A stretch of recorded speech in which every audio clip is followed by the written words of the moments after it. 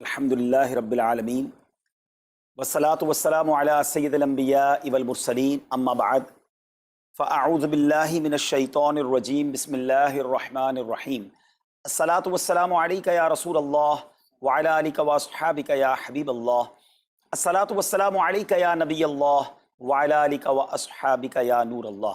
میٹھے میٹھے اسلامی بھائیوں، درود پاک پڑھنے کے بے شمار فضائل و برکات ہیں۔ مصطفیٰ جان رحمت شمع بزم ہدایت صلی اللہ تعالی علیہ وسلم کا فرمان عالی شان ہے کہ جو کوئی شخص مجھ پر ایک بار درود پاک پڑھتا ہے، اللہ تعالیٰ اس پر 10 رحمتیں نازل فرماتا ہے، اس کے 10 گناہوں کو مٹا دیتا ہے اور اس کے 10 درجات کو بلند فرماتا ہے۔ تو سبحان اللہ، ایک درود پاک پر اتنی برکتیں ہیں، تو جو کثرت سے درود پاک پڑھتے ہیں ان کو کتنی برکتیں نصیب ہوتی ہوں گی۔ تو ہم سب کو مل کر کثرت کے ساتھ درود پاک پڑھنے ہیں۔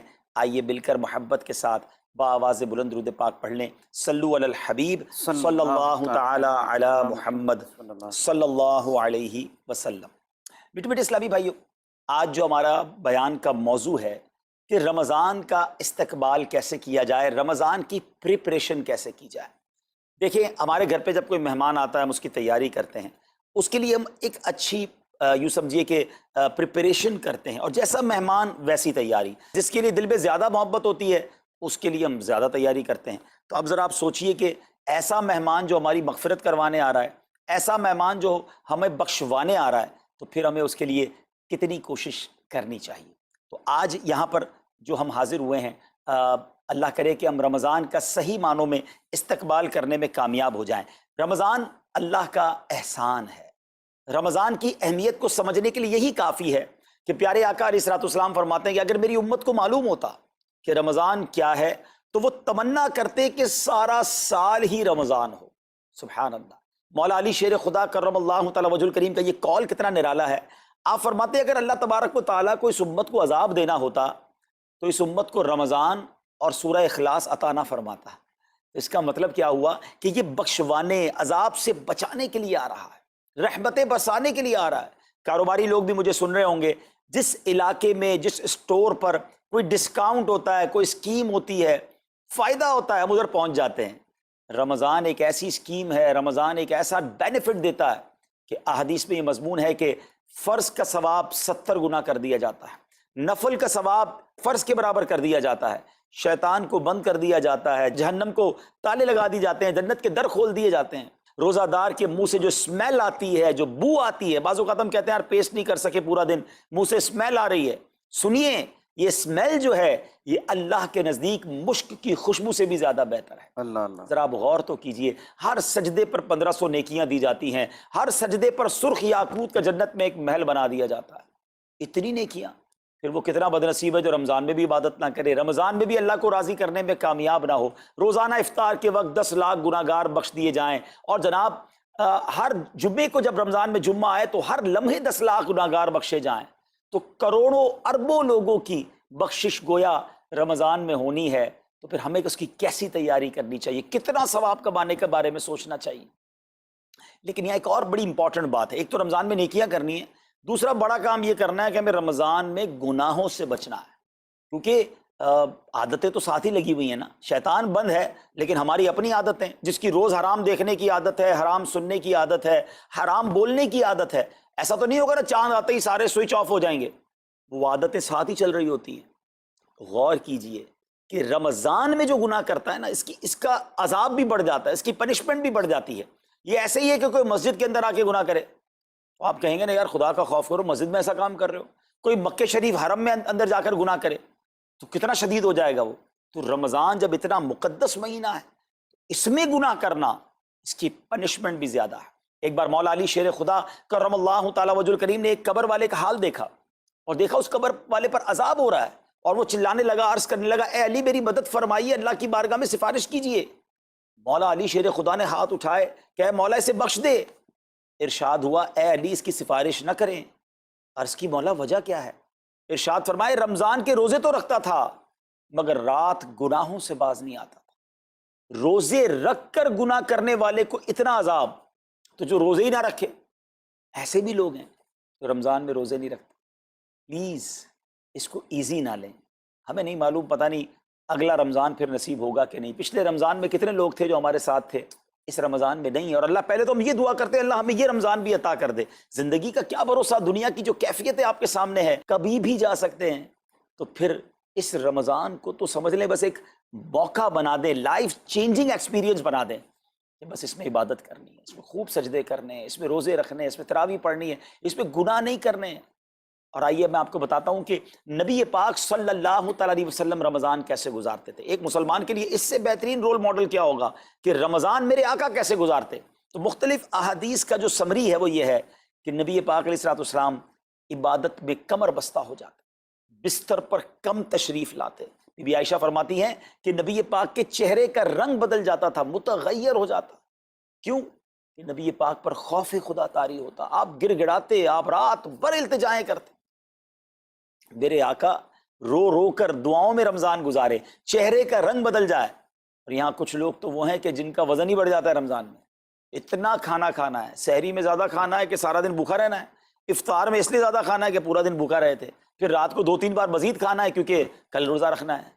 تو رمضان فوڈ فیسٹیول نہیں ہے، رمضان عبادت کے لیے آیا ہے. لوگ تیاری کر رہے ہوں گے بھی رمضان کی، وہ کیا کر رہے ہوں گے کہ افطار میں کیا پکانا ہے، سحری میں کیا پکانا ہے، کون سا آئٹم شارٹ ہے. نہیں میرے بیچ اسلامی بات، یہ جو بھوک کا احساس ہے نا روزے میں، اس کی حکمت علماء نے بیان کی ہے کہ بھوک غربت کا احساس دلاتی ہے، فقیری کا احساس دلاتی ہے، بندے کا غرور تکبر بیٹھ جاتا ہے. کتنے نقاہت میں آ جاتے ہیں ہم، ہمت ہی نہیں ہوتی کوئی کام کرنے کی. تو یہ احساس دلاتی ہے کہ تیری اوقات کیا ہے، غریب کیسے زندگی گزارتا ہے، فقیر کیسے زندگی گزارتا ہے. لیکن کچھ لوگ وہ ہیں جن کو بھوک ہی نہیں لگتی کیونکہ وہ اتنا کھا لیتے ہیں یا پھر سوتے ہی رہتے ہیں. روزے کی حکمت یہ نہیں ہے. نبی پاک آنسو بہاتے تھے، آقا کا چہرے کا رنگ بدل جاتا. اور پھر بتایا کہ رمضان میں جب جبریل امین نبی پاک علیہ الصلوۃ والسلام کے پاس آتے تو آقا علیہ الصلوۃ والسلام ان کے ساتھ قرآن پاک کا دور فرماتے.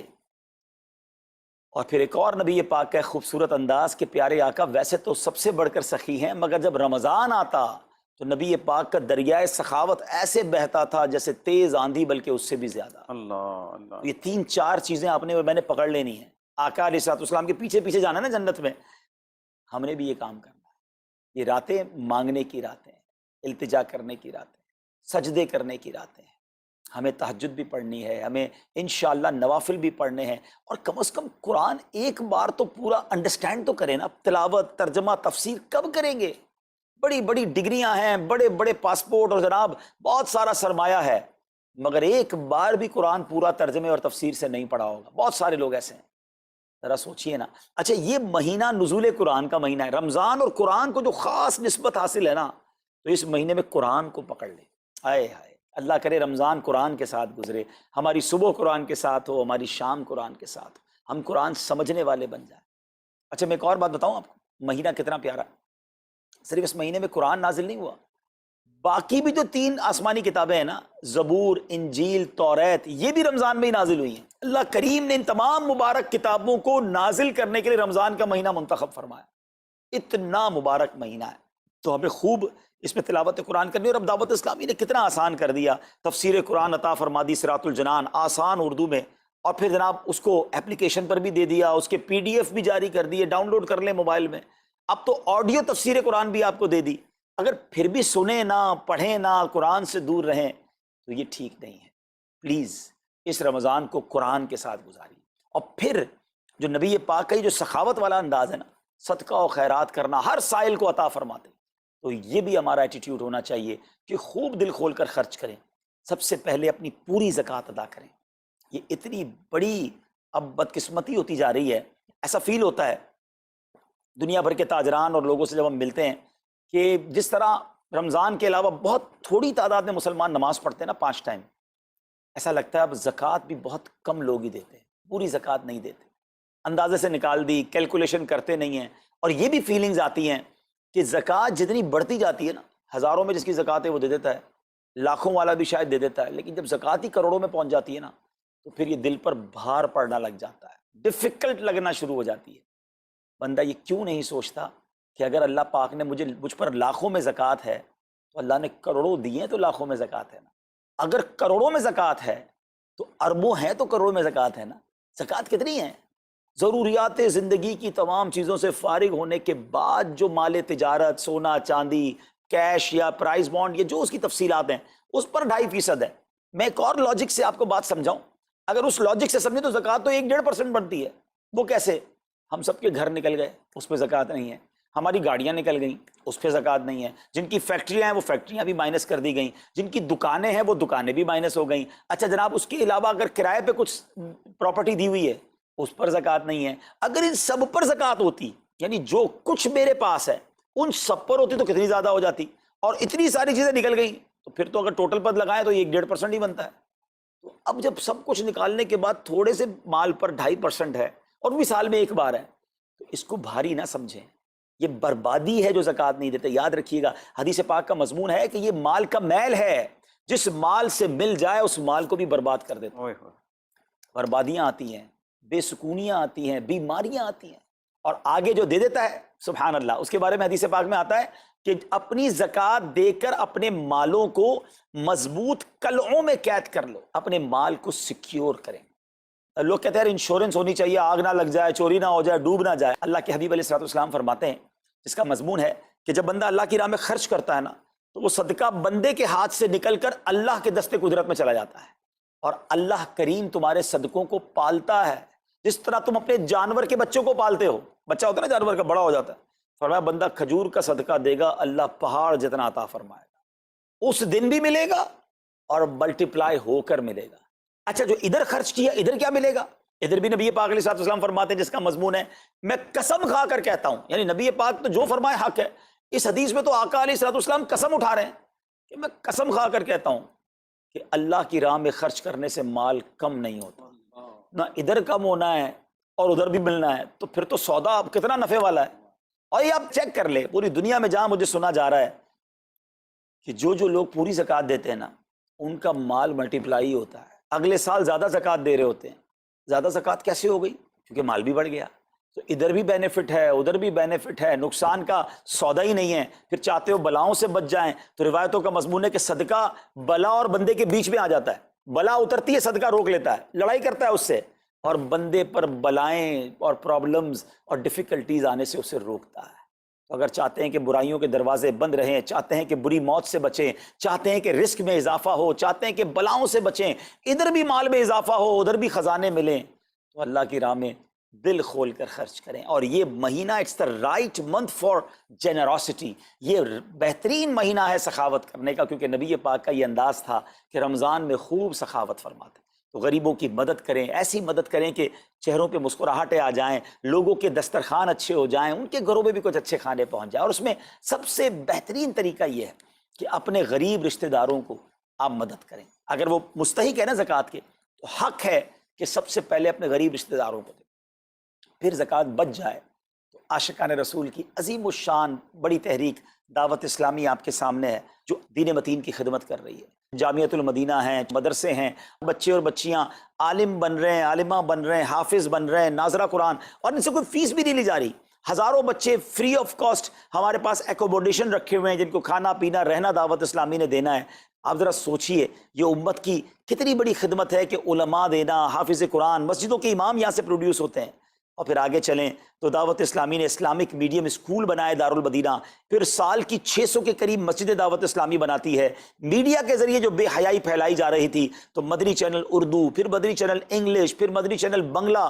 اب بچے مذہبی پروگرام اتنا غور سے نہیں دیکھتے تھے، وہ اپنے بچوں کے آئٹمز دیکھنا چاہتے تھے، تو گناہوں بھرے کارٹونز اور پروگرام سے اور پوئمز سے چھڑانے کے لیے Islamic poems, Islamic cartoons, Islamic بچوں کے پروگرام، تاکہ بچے بھی جو ہے وہ الحمدللہ بچے رہیں۔ اور اب اس کی کیا زبردست پاپولیرٹی ہے کہ آپ کڈز مدنی چینل کے یوٹیوب چینل پہ جائیں، ہمارا ایک ایک کلپ 10 ملین 12 ملینز میں دیکھا جا رہا ہے۔ تو کون دیکھ رہا ہے؟ وہ بچے جو گناہوں بھرے کارٹونز دیکھتے تھے، اب الحمدللہ اللہ رسول کی باتیں وہاں سن رہے ہیں۔ پھر آگے چلیں تو دعوت اسلامی جناب یہ دینی کاموں کے ساتھ ساتھ جو ویلفیئر کے کام کر رہی ہے، غریب مسلمانوں کی امداد کا کام، زلزلے اور سیلاب زدگان کی ریسکیو کرنے کا کام، گونگے بہرے نابینا اور معذور افراد کی ریہیبلیٹیشن کا کام، تھیلیسیمیا کے مریضوں کو خون دینے کا کام، 26 لاکھ مسلمانوں کو دنیا بھر میں راشن، کھانا پانی صرف اس ایک سال میں دعوت اسلامی نے پہنچایا۔ تو یہ کمال کی آرگنائزیشن ہے۔ دیکھیں آپ دنیا کی بہت ساری NGOs کو جانتے ہوں گے، کوئی مدرسے چلاتا ہے تو مدرسے ہی چلاتا ہے، کوئی مسجد بناتا ہے تو مسجد ہی بناتا ہے، کوئی کھانا کھلاتا ہے تو کھانا ہی کھلاتا ہے،